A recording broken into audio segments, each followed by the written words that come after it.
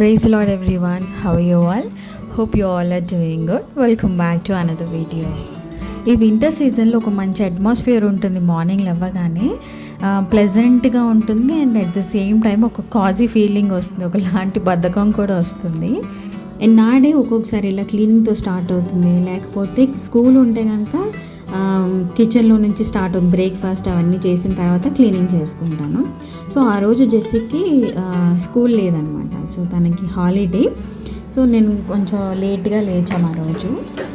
నేను మీకు ఒక చిన్న వర్డ్ చెప్తాను. నేను ఒక దగ్గర చదివాను అనమాట. దేవుడు ఏదేనో తోటను చేసిన తర్వాత ఎందుకు దేవుడు ఆ సర్పాన్ని అలౌ చేశాడు, ఎందుకు దేవుడు ఆదాము అవ్వ ఆ పండు తినేలాగా అయ్యింది, దేవుడు ఎందుకు వీటన్నిటిని ఎందుకు అలౌ చేశాడు, అసలు అక్కడే స్టాప్ చేసి ఉంటే ఇంత పాపం ఉండేది. అసలు ఆ సర్పాన్ని బయటకు గెంటేసి ఉండొచ్చు కదా, ఆదాము అవ్వని సేఫ్గా లాక్ చేసేసి ఆ తోటలో ఉంచొచ్చు కదా అని మనకు అనిపిస్తుంది. కానీ ద రీజన్ ఏంటంటే దేవుడు మనకి ఒక ఫ్రీడమ్ని ఇచ్చాడు. ఆ ఫ్రీడమ్లో మనం ఒబీడియంట్గా ఉండాలి. మనకు ఒక చాయిస్ ఇచ్చాడు. ఆ చాయిస్లో ఒక ప్రేమను చూపించమన్నాడు. సమస్యలు అంటే రిస్క్లో ట్రస్ట్ ఉంచమన్నాడు. సో ఒకవేళ దేవుడే అవన్నీ ఆపివేసి ఉంటే అప్పుడు ఏదైనా తోట అనేది ఒక కంట్రోల్ ప్లేస్ అయిపోయి ఉండేది. దేవుడు ఫోర్స్ఫుల్గా నన్నే ప్రేమించు అని అడగట్లేదు. చాయిస్ని మనకిచ్చాడు, ఆ ఫ్రీడమ్ మనకిచ్చాడు. సో మనం ఎంత ఒబీడియంట్గా ఉంటాము, ఎంత మనము మన సమస్యలు మనం ఎంత ట్రస్ట్ ఆయన మీద ఎంత ఫెయిత్ఫుల్గా ఉంటాము అన్న ఆ చాయిస్ ఆర్ ఫ్రీడమ్ని దేవుడు మనకిచ్చాడు. So it implies to our life also. మనకి ఏదన్నా ఒక గ్రేట్ఫుల్ సమస్య వచ్చింది అని అంటే దేవుడు దాన్ని అలౌ చేసినట్టు కాదు. ఆయన మనకు ఒక ఛాన్స్ ఇచ్చాడు, మనము తిరిగి జయించడానికి, దాని మీద మనం దానిపైన సమస్యలన్నిటిపైన జయించడానికి సామర్థ్యం మనలో ఉందని చెప్పటానికి ఆ సమస్యని అలౌ చేసినట్టు అన్నమాట. ఎంత కరుణగల దేవుడు, ఎంత జాలి గల దేవుడు, ఎంత మంచి చేసే, ఎంత ప్రేమ గల దేవుడు కదా. అసలు ఇది చదివినప్పుడు అవును కదా, దేవుడు నన్ను ఎంత ప్రేమిస్తున్నాడు, ఆయన నాకు ఒక ఫ్రీడమ్ని ఇచ్చాడు, నేను దేన్ని చూస్ చేసుకుంటున్నాను, మంచి నా చెడు, నా లోకంలో ఉన్న టెంప్టేషన్స్గా అని ఒకలాంటి బుర్రలో ఒకటి తిరిగిపోయిందనమాట. నాకు చాలా బాగా అనిపించింది. ఇది నేను కొత్తగా తెలుసుకున్నాను కాబట్టి ఇది నాలాగా ఇంకెవరికైనా తెలియని వాళ్ళకి హెల్ప్ఫుల్గా ఉంటుందని మీ అందరితో షేర్ చేసుకున్నాను. మీకు ఎప్పుడైనా లో ఫీల్ అయినప్పుడు మీరు ఈ 3 వాగ్దానాలు ఒక దగ్గర రాసి పెట్టుకో. నేనైతే ఇలాగా ఫ్రిడ్జ్కి స్టిక్ చేసుకున్నాను. ఇది నేను చాలాసార్లు చెప్పాను కదా. సో ఈ 3 వచనాలు రాసుకోండి, ఇలా స్టిక్ చేసుకోండి. Whenever you are feeling low, మనకి ఎప్పుడైనా ఆరోగ్యం బాగాలేనప్పుడు కానీ ప్రతి దాంట్లో మనం లో ఫీల్ అయినప్పుడు మనకు ఒక భయం వేస్తుంది కదా, అప్పుడు ఈ వాక్యాలను చదవండి, మీకు బలాన్ని ఇస్తాయి. తప్పకుండా రాసుకోండి. కీర్తనలు 118:17 అండ్ యెషయా 53:4, యెషయా 53:5. యేసు రక్తములో నాకు విజయము. సో ఇవి రాసి పెట్టుకోండి. దేవుని వాగ్దానాలు నమ్మి పలకండి.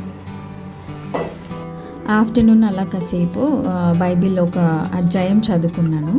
ఆయనను నీవు భయపడకుండా, నీ ప్రక్కను 1000 మంది పడినను, నీ కుడి ప్రక్కను 10,000 మంది కూలినను అపాయము నీ యొద్దకు రాదు. నీవు కన్నులారా చూచుచుండగా. భక్తి 91వ కీర్తన, 23వ కీర్తన చాలా పవర్ఫుల్ అండ్ చాలా బూస్ట్ ఇచ్చే అధ్యాయాలు అనమాట. సో ఇవి నేను నా ఫ్రైడేస్ అండ్ ట్యూస్డేస్ ఫాస్టింగ్ ప్రేయర్స్లో చదువుతూ ఉంటాను. ఇంకేమైనా పవర్ఫుల్ అధ్యాయాలు ఉంటే నాతో షేర్ చేసుకోండి, నేను తప్పకుండా చదువుతాను. వాక్యాలతో పాటు పాటలు కూడా ఈ మధ్యకాలంలో చాలా మంచి పాటలు వచ్చాయి. ఒక వర్డ్ ఉంటుంది అందులో కూడా, వాక్యం ఉంటుంది పాటల్లో. ఈరోజు రిలీజ్ అయిన రాజాతిరాజు కమలాకరణ్ గారిది విన్నారా? తప్పకుండా వినండి, చాలా బాగుంది. క్రిస్మస్ సందడి అప్పుడే స్టార్ట్ అయిపోయింది. అండ్ ఈ పాటే నన్ను చూచువాడ సాంగ్, ఇది కూడా నేర్చుకుంటున్నాను, రాసుకున్నాను కూడా. ఇది కూడా బాగుంటుందండి, చాలా మీనింగ్ఫుల్ అండ్ మన స్థిరపరచువాడు ఎలా మన హత్తుకుంటుందో ఇది కూడా నన్ను చూచువాడ సాంగ్ కూడా చాలా బాగుంటుంది. ఇలాగంటివి సాంగ్స్ ఏంటంటే మన ఫాస్టింగ్ ప్రేయర్స్లో మనం ఇంకా బలంగా ఉండటానికి ఇలాంటి సాంగ్స్ అన్నీ మనకి హెల్ప్ఫుల్ అవుతాయి అన్నమాట. చలికాలంలో ఇలాంటి బ్రేక్ఫాస్ట్స్ భలే ఉంటాయి కదా. సో ఈరోజు నేను రాగి జావ చేశాను, స్వీట్ రాగి జావ. ఫస్ట్ బెల్లము నీళ్ళని మంచి కరిగించేసుకుని కొంచెం అవి బాయిలింగ్ రావాలన్నమాట. ఈలోపు మనము రాగి పిండిని ఒక నార్మల్ వాటర్లో ఇలాగా మనం డైల్యూట్ చేసేసుకొని మరుగుతున్న దాంట్లో వేసేసేయాలి.